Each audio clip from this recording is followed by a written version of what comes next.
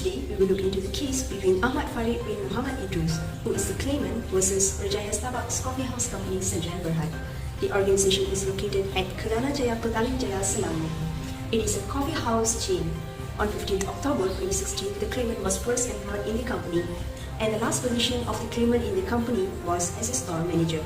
The case was first heard on the Industrial Court on 16th October 2018, and the award was given on 2019.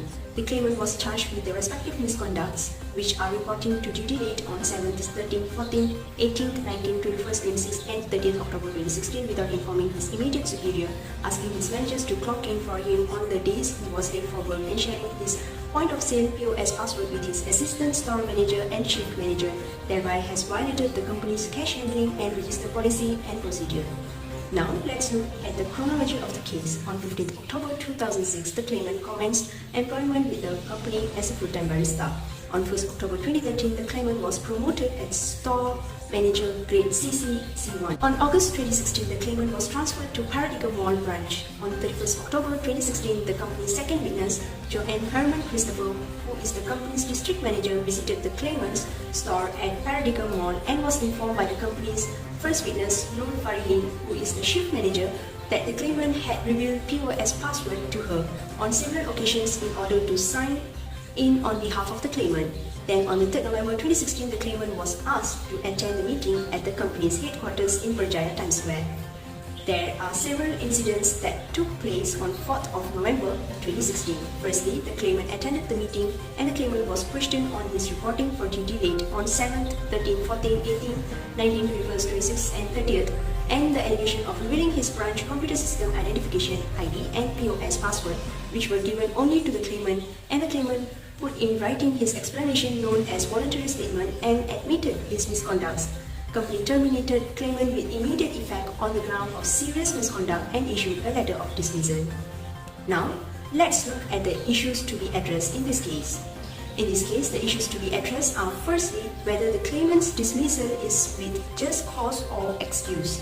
Secondly, whether the termination was done properly as it took less than 2 hours for the company to deliberate on the matter before terminating claimant's employment.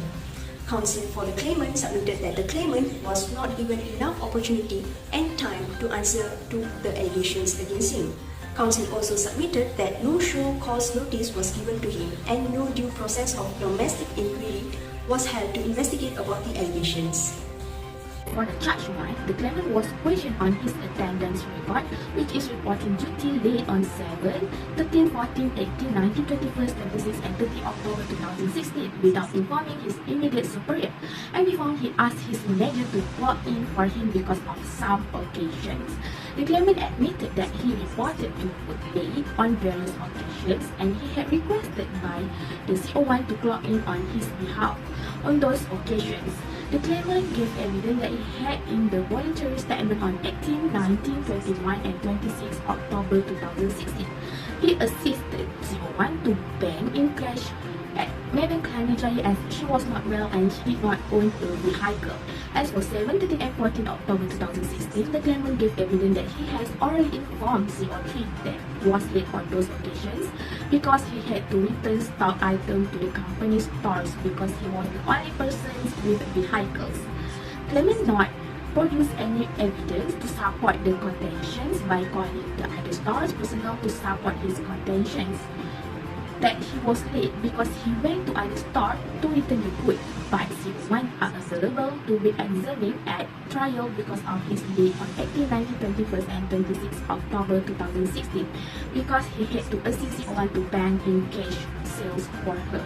For the respondent statements, the claimant has to inform the immediate superior, who is Joanne Herman Christopher, CO2, if he needs to leave the office. Moreover, if claimant wants to send the stock to another store, he can, or bank in cash in sales. He can do it after the clock in for work or report to work. For the respondent's evidence and witnesses, the claimant asked the COW1 to clock in for him. COW1 also gave evidence that the claimant asked her to clock in 2 to 3 times in a week. The claimant also admitted that he asked the CO1 to clock in for him in those occasions when he was late for work. Next is charge 2, which is the claimant was questioned on his allegation of revealing his branch computer system identification and personal point of sales, plus password which were given to him by company as the branch manager to another manager who was chief manager at the material time, namely Nur Farahin binti Abdul Kalam Azad, C1. Claimant's response: the claimant was admitted that he had revealed his ID and personal post password to C1 so that she can log in into the company's online system when she was late for work. This is because he has several occasions that have been stated on the charge 1. For the claimant evidence, on 31st December 2016, CO2 had visited the claimant's stores and she was informed by CO1 that the claimant revealed his personal post password to her because of the several occasions in order to her sign in on his behalf. Respondent response: the claimant as the branch manager should not revealing his ID and password to other employees and third party as the other person would use his ID to perform unauthorized transaction in the company's computer system using the claimant's ID. By revealing the ID and password, it is committed as a serious misconduct in breach of company's partner cash handling and register policy and procedures. For the respondent evidence or witnesses, on 31 December 2016, CO2 has visited the claimant's store and she was informed by CO1 that the claimant revealed his personal post password to her because of the several occasions in order to her sign in on his behalf. So the issue here, the claimant contended that his dismissal was without just cause and excuse. This is because the claimant felt he was not given a fair chance to offer or present the witness in defense of the accusation against him, as the termination was not done properly because it only take 2 hours for the company to deliberate on the matter before terminating his employment. The claimant alleged that the company has forced him to sign the acknowledgement of receipt of the letter of dismissal date on 4 November 2016 when they handed the letter of dismissal. According to the claimant, the company has threatened not to pay him for the last month's salary unless he signed the acknowledgement of the receipt of the letter of dismissal, agreeing and accepting the contents thereof, which the claimant eventually did. For the claimant evidence and witnesses, the claimant has chance to call the witnesses to prove his wrongdoings, but he did not present any witness to defend his case. Only claimant himself gave evidence in support his defense. Respondents respond: there is no show cause notice for the accused to explain him, but the claimant was given the opportunity to explain himself during the meeting on 4th November 2016. Therefore, the claimant was not being prejudiced, even there is no show cause notice was given to the claimant. For the respondent's evidence or witness, the claimant already confessed and admitted the wrongdoing. The company's consideration is the claimant's reasons for committing the aforesaid wrongdoings. Moreover, the claimant did not provide the proof to support his reason for the wrongdoings. Assalamualaikum warahmatullahi wabarakatuh. My name is Afiq bin Yusuf, practice number 282057. We'll continue with part 5. Solution to the issue based on Malaysian labor law and courts. First of all, take a problem to the industrial court. For a judgment on whether the claimant was unfairly terminated is the best way to resolve them. Therefore, before the expert industrial court judge render a decision, both the claimant and the company will be treated equitably in their effort to establish and defend their case. If an ex-employee believes his employer terminated his job without sufficient cause or explanation, he may file a complaint with the Director General of Industrial Relations under Section 20 of the Industrial Relations Act 1967. This appeal must be submitted within 16 days of the dismissal date if the parties are unable to reach an agreement. The Minister of Human Resources could further refer the matter to the Industrial Court for decision. Ex-employee can seek reinstatement or compensation, as well as up to 24 months of pay or 12 months for probational. Next, we are talking about common law.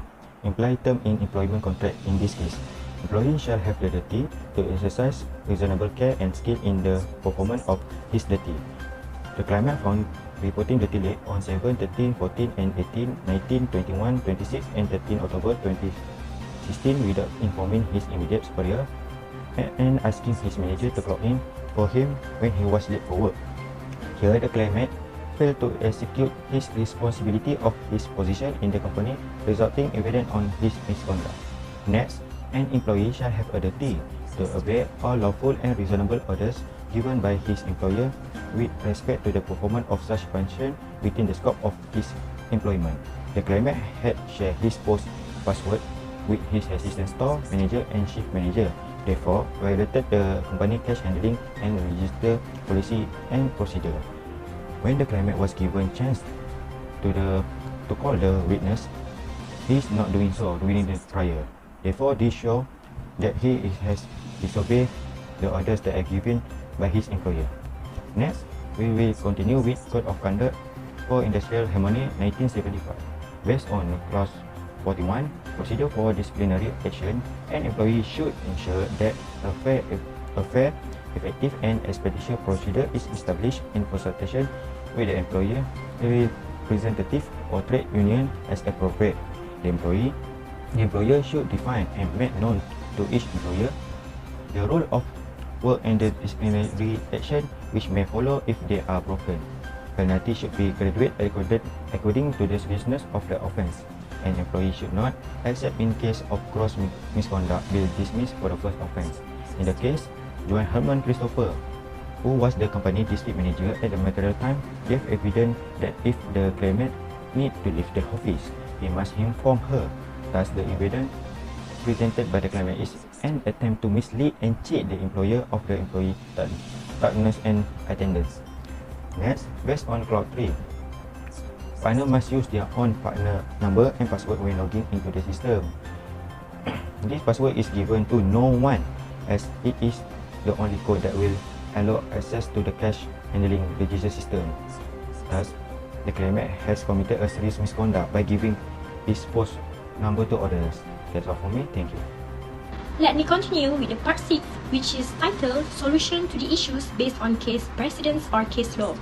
For Case 1, Lasliana Abdul Samad versus Malaysia Airlines System Berhad, the findings are the company alleges that the claimant may have possibly committed several misconducts, including being late to work on the date specified, and also the company dismissed the claimant by notice of termination, date 27 April 2012 with immediate effect. The misconduct that she did was as a booking assistant. She was found to have consistently come late to the office according to Appendices A, B, and C. The court finds that the claimant had given sufficient cogent reasons for any reasonable employer in similar circumstances to consider the leave request. She was absent on account of circumstances beyond her control. The award that court holds that the dismissal of the claimant in the circumstance was without just excuse or cause. Next, move to the second case, Kao Yao Shan versus Petroleum National Berhad Petronas. The findings for this case are the company claimed that the claimant may have possibly committed several misconducts, including disciplinary action, and led to the dismissal of the claimant, and also notice to show cause date 21st December 2016, which was sent by email date 22nd December 2016 to the claimant. The misconduct that he did was the generality of Petronas Code of Conduct and Business Ethics, Part 4, Discipline, Disciplinary Process and Sanction, Section 1, Importance of Good Conduct and Discipline, caused damage to the company's laptop assigned to LKS by pouring Milo drinks into the right side of LKS laptop.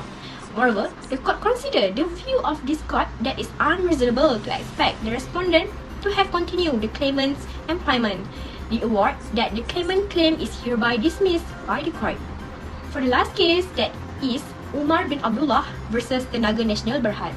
In this case finding, which is the company had described the alleged continued conduct of the claimant for each charge as the breach committed by such conduct, which is tantamount to misconduct in accordance with the procedure Tata Tertib Tenaga Nasional Berhad edisi ke-6 2013, such as the misconduct that he did is violating or fails to comply with any terms and conditions of service expressed or implied of the rules of instructions or the company circular or part of the relevant rules or instruction or circular. It is the considered view of the court that it is unreasonable to expect the company to have continued the claimant's employment, and last but not least, the award for this case is the claimant claim is hereby dismissed and the punishment of dismissal imposed upon him. Now, in conclusion, based on the evidence provided by both claimant and company, the court finds that the claimant's dismissal in the circumstances is justified. Claimant was dismissed for just cause and excuse. Therefore, the court decided to not interfere with the company's decision, and thus the claimant's claim is hereby dismissed. Based on the group's thorough analysis on this case, the Act In the Malaysian labour laws, the codes and the decisions in the case precedents, the group agreed and satisfied with the court's decision to support the company's action towards the claimant. The claimant's irresponsibility leads to misconducts which include reporting duty late, asking the managers to clock in, and revealing the POS password harboring the trust that the company had on the claimant as a store manager. Employees' attitude is important in order for a good job performance and for the business to run smoothly.